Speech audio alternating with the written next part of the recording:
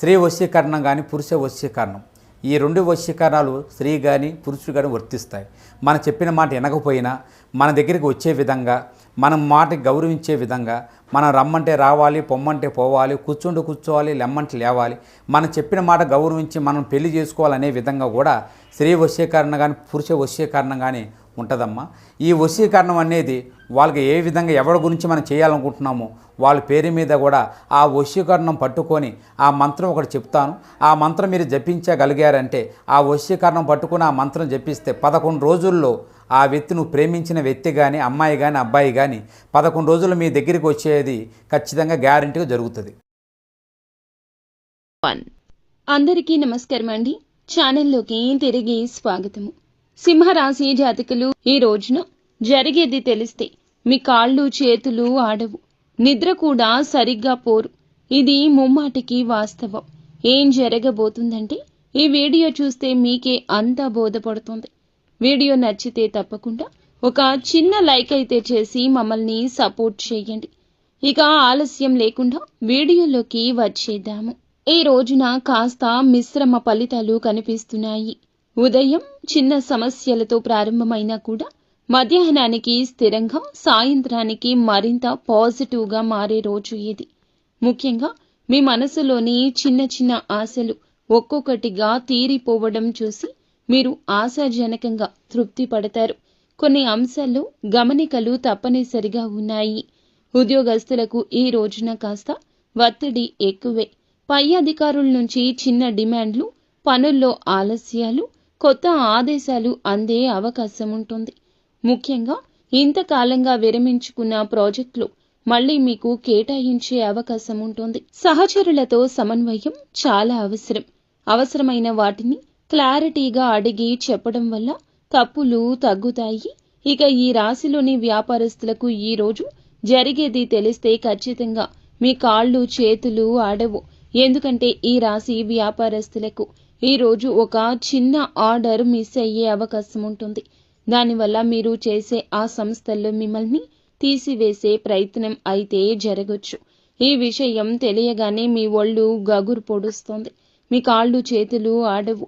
కాబట్టి ఆ విషయాన్ని వారితో సమన్వయంగా చెప్పడానికి ప్రయత్నించండి. మళ్ళీ ఇలాంటి తప్పులు పునరావృతం కాకుండా చూసుకుంటామని చెప్పి వారితో ఖచ్చితంగా మాట్లాడండి. ఈ రోజు తర్వాత మళ్ళీ మీకు మితమైన లాభాలు వచ్చే అవకాశం ఉంటుంది. అందువల్ల తొందరపాటు నిర్ణయాలు తీసుకోవడం, నిజాన్ని దాచిపెట్టడం చేయొద్దు. భాగస్వామ్య వ్యాపారం చేస్తున్న వారు లెక్కలు స్పష్టంగా చూసుకోండి. కొత్త ఒప్పందాలపై సంతకం చేసే ముందు నిపుణులతో చర్చించడం మంచిది. ఇక ఇంట్లో పెద్దల ఆరోగ్యం, చిన్నారుల చదువుల మీద శ్రద్ధ పెట్టాల్సి ఉంటుంది. కుటుంబంలో ఒకరికి అనారోగ్య సమస్య కలిగే అవకాశం ఉంది. చిన్న చిన్న అపార్థాలు పెద్దవిగా మారకుండా జాగ్రత్త పడండి. ఈ మధ్య కాలంలో బిజీగా ఉండడం వల్ల కుటుంబ సమస్యలకు సరి అయిన సమయం ఇవ్వడం లేదని మీకు తెలుసును.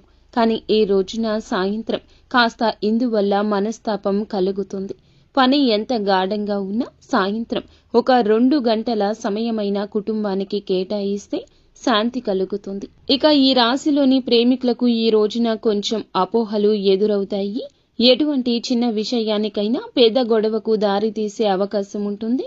అందువల్ల వ్యక్తిగతంగా మాట్లాడి సమస్యను వదిలేయడం మంచిది. ఒకరిపై ఒకరికి అనుమానం పెరగకూడదు.